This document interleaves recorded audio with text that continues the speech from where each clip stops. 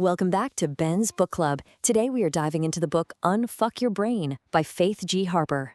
In this explainer, we're unpacking what is basically a survival guide for your mind.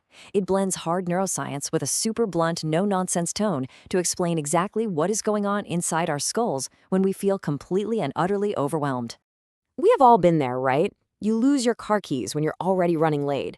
Or, I don't know, you get a slightly annoying text message from a coworker. And suddenly, boom, your heart is racing, your palms are sweating, and you feel this intense surge of panic or maybe even rage.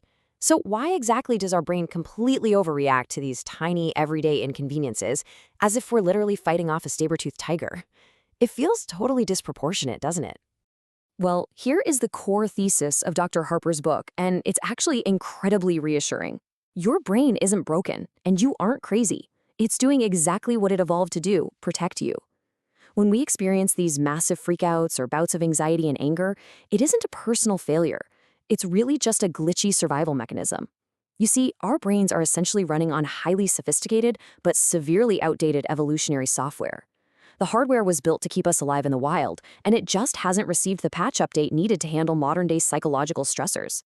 Section 1. Anatomy of a Freakout. Okay, let's dive into this and look at the basic chemistry behind our intense reactions. Think of your brain as an office experiencing a massive corporate miscommunication. On one side, we have the amygdala. Now, Dr. Harper affectionately refers to this as the asshole amygdala. This is the ancient emotional lizard brain. Its one and only job is survival. It is the ultimate freak-out button. Then, on the other side, we have the prefrontal cortex. This is the rational, logical part of your brain. It's the adult in the room, the one analyzing situations and making sound decisions. In a perfect world, these two chat with each other. But under stress, that communication completely breaks down. And that breakdown leads to what's known as the amygdala hijack. When a trigger hits, even something as simple as a weird, ambiguous email from your boss, that ancient lizard brain senses danger and violently slams the panic button. When it does that, it launches a defensive response that completely takes the prefrontal cortex offline. So during a true amygdala hijack, it is physically impossible to think straight. The rational adult part of your brain has literally been locked out of the control room. To explain how we get stuck in this loop, Dr. Harper uses this brilliant hot stove metaphor. You know, if you touch a hot stove as a kid, your brain instantly wires in a rapid avoidance strategy so you never, ever do it again. Emotional trauma works the exact same way. It wires in protective strategies like hypervigilance or emotional numbing, which were actually super useful at the time you were hurt. The problem is, this emotional security system often just stays switched on forever. You end up with a system running these intense, exhausting protocols for threats that are long gone. Section 2. Redefining big and little traumas. Often, when we hear the word trauma, we immediately think of big T trauma, major life-altering events like assaults, war, or natural disasters. But Dr. Harper is quick to point out that trauma is a spectrum. It applies to everyone. We have to acknowledge what she calls little t trauma. This is the death by 1,000 cuts. It's chronic stress. It's enduring daily microaggressions, working under a really toxic boss, or growing up in a house where you constantly had to walk on eggshells. And here is the crucial biological reality. The brain processes both types of trauma exactly the same way.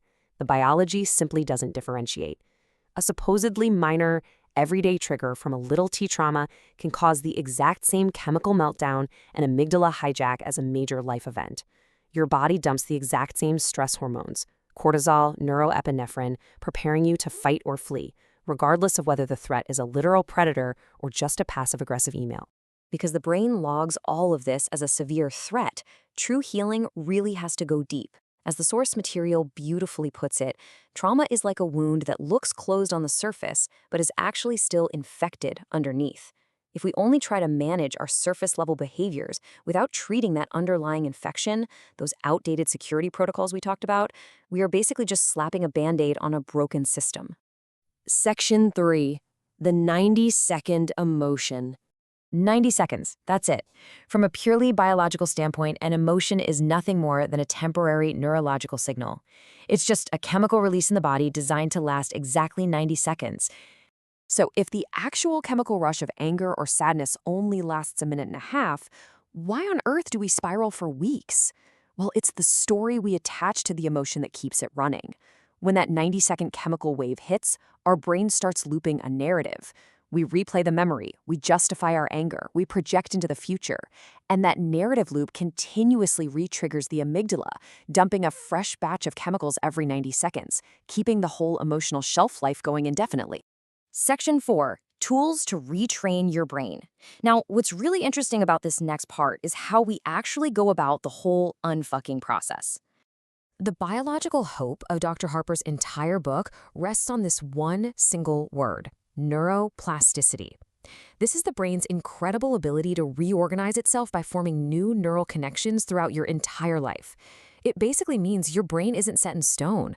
Through conscious effort, you can absolutely disrupt those old trauma loops, interrupt the amygdala hijacks, and gently teach your brain a completely new response to stress. Dr. Harper lays out a super straightforward 3-step blueprint for building these new neural pathways and finally putting the rational adult back in the control room. Step 1 is to stop the hijack. Step 2 is to name the beast. And step 3 is to grieve and train. So let's break down exactly how you execute these. Step 1 is all about getting your physical body back to the present. Remember, you cannot logic your way out of an amygdala hijack. You have to biologically ground yourself to signal to your brain that you are safe right now. You can use the 5-4-3-2-1 senses method, literally naming things you can see, touch, hear, smell, and taste. Deep breathing forces your heart rate down. Or try splashing cold water on your face, or actually holding an ice cube. It sounds wild, but it acts as a massive sensory pattern interrupt. It shocks the system out of the trauma loop and forces your brain to focus on the immediate, physical sensation in the present moment. Once you've grounded your body, you move to step 2, naming the beast. Now, this sounds incredibly simple, but it is so powerful. You literally state out loud what is happening chemically. Just say, my amygdala is firing right now. By putting words to the experience, you are forcing the language centers of your brain to activate. And since those language centers live up in the logical, rational prefrontal cortex, speaking this phrase out loud literally forces your rational brain to boot back up and get back online. Then, step 3 involves long-term training using a broader, more holistic toolbox. You learn to ride the wave of that 90-second emotion, acknowledging it without suppressing it. You track your basic needs using the HALT acronym, asking yourself, am I just hungry, angry, lonely, or tired? You practice mindfulness to shrink that amygdala reactivity over time. But most importantly, you practice fierce self-compassion. Treating yourself like a best friend is vital here, because shame is the exact fuel that keeps those trauma loops spinning. Ultimately, there is a deeply empowering message at the core of all this. Healing isn't about erasing the past, isn't about pretending bad things didn't happen. It's simply about changing your neurological relationship to those events so they stop running your life today. Things really do get better. Shit gets better, to keep with the book's vibe. Post-traumatic growth is entirely possible. Your brain did a fantastic job protecting you in the past, and now you've got the tools to teach it how to thrive in the present. So, as we wrap up this deep dive into the fascinating wiring of our own minds, I want to leave you with a question. Which grounding tool will you try the next time your brain's security system glitches? Will you reach for an ice cube or try the 5-4-3-2-1 method? The power to rewire your response is literally right there in your hands. Thank you for joining me for this explainer, and be sure to subscribe so you don't miss an episode.